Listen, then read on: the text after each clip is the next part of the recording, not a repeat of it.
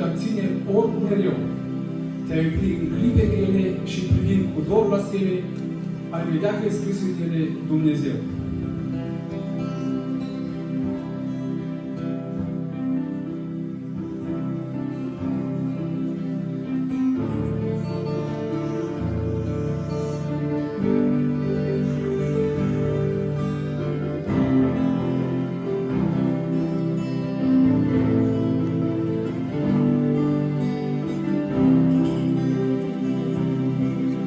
Dacă dorm mâinile mele, nu te-ar ține orb mereu. Ai oprit în clipe grele și privind cu dor la stele, ai vedea ce-i scris în ele, Dumnezeu. Ai vedea că-i scris în ele, Dumnezeu.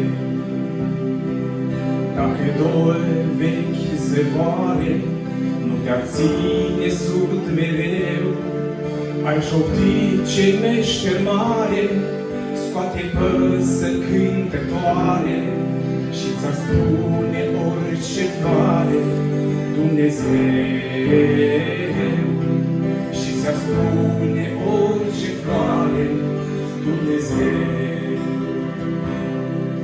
Dacă marea întristării nu te-ar ține rob mereu, ai șopti în largul zării cine-i Tatăl îndurării și ți-ar spune valul mării, Dumnezeu. Și ți-ar spune valul mării, Dumnezeu.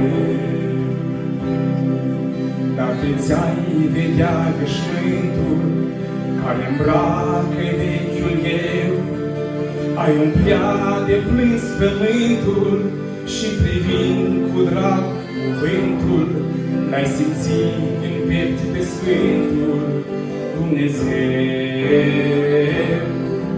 Ai simțit în piept pe Sfântul Dumnezeu.